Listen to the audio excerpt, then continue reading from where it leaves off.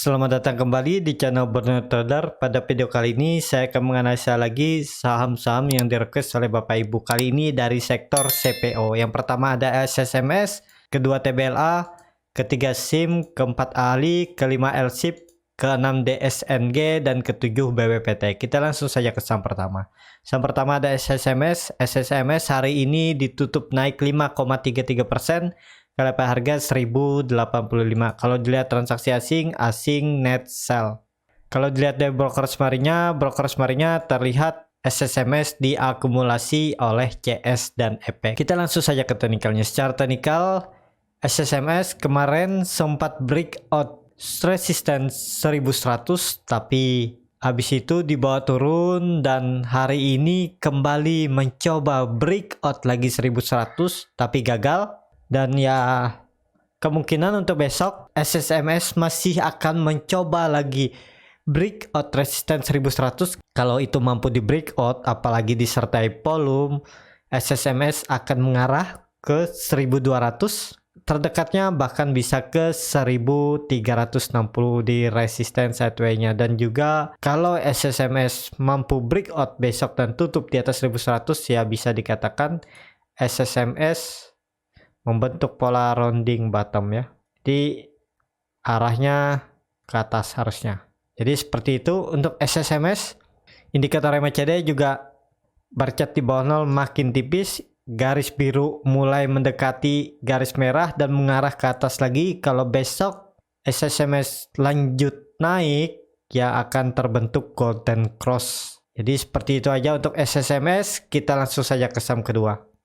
Saham kedua ada TBLA. TBLA hari ini ditutup di level harga 905. Harganya sama dengan harga penutupan hari kemarin. Kalau dilihat transaksi asing net sell.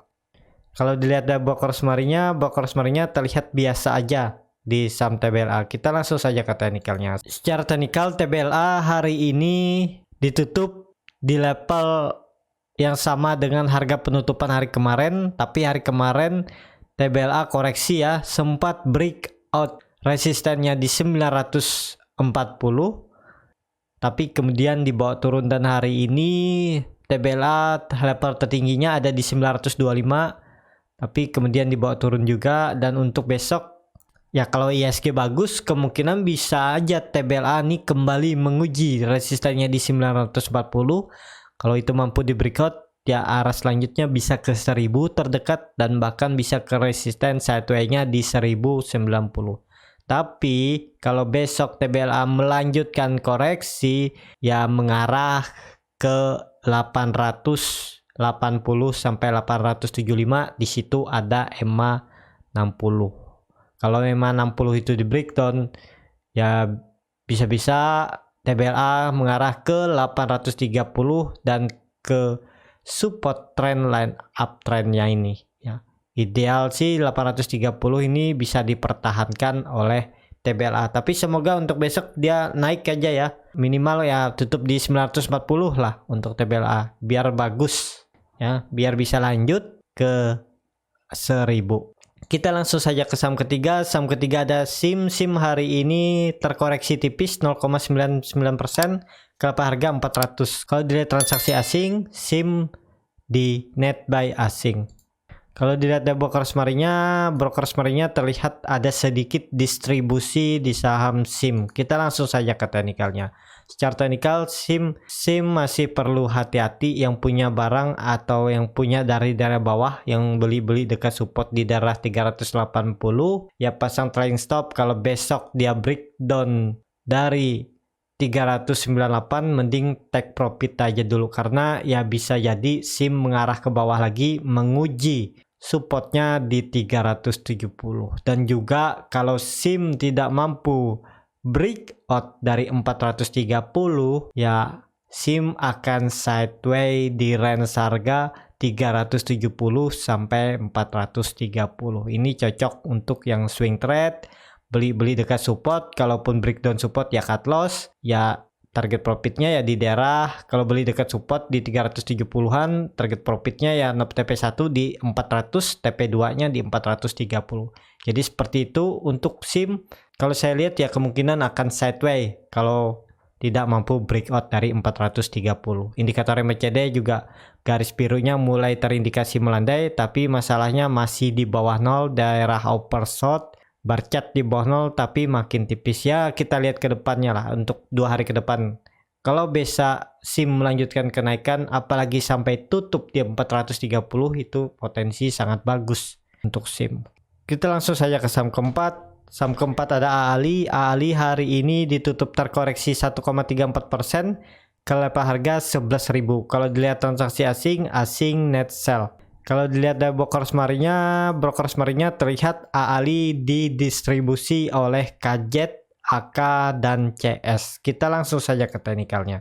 Secara teknikal AALI sudah 6 candle di bawah resisten 11.500 dan juga di bawah EMA 60, ya berpotensi kalau besok lanjut koreksi bisa mengarah ke 10.000, dan juga target saya memang ya penurunan AALI ini sampai 9.900 ini sampai 10.000, dan harusnya 9.900 ini dipertahankan dan AALI mantul seperti target saya ini ya, bahkan bisa ke 16.000 tahun ini, asal tidak breakdown dari EMA 200-nya di 9.680.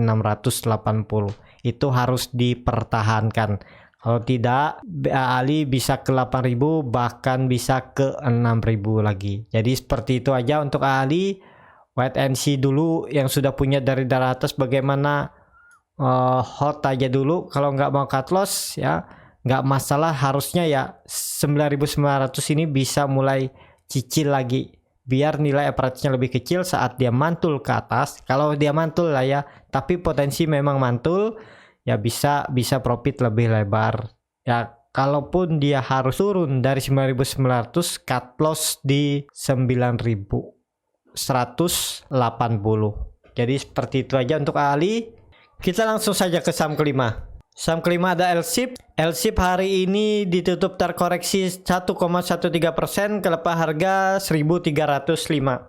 Kalau dilihat dari transaksi asing hari ini net buy. Kalau dilihat dari broker smarinya LSIP malah didistribusi oleh LG, PD, dan CS. Kita langsung saja ke teknikalnya. Secara teknikal LSIP hari ini melanjutkan koreksi mengarah ke supportnya di 1.260. Jadi untuk besok ya, selama LSIP tidak mampu naik di atas minimal 1.350, LSIP berpotensi besar mengarah ke supportnya lagi di 1.260. Kalau 1.260 itu di breakdown, bisa-bisa LSIP ke 1.100 bahkan ke 1.000. Ya di situ ada EMA 200-nya. Semoga dipertahankan ya level support 1.260 sampai 1.250, karena hari ini LSIP koreksi tidak disertai volume. Jadi ya semoga cuman 1-2 candle lagi ke arah bawah, tapi habis itu LSIP sideway di atas 1.260 di atas supportnya ini. Jadi seperti itu aja untuk LSIP. Kita langsung saja ke saham ke-6. Saham ke-6 ada DSNG. DSNG pada hari ini ditutup naik 2,65% ke level harga 580. Kalau dilihat transaksi asing net buy.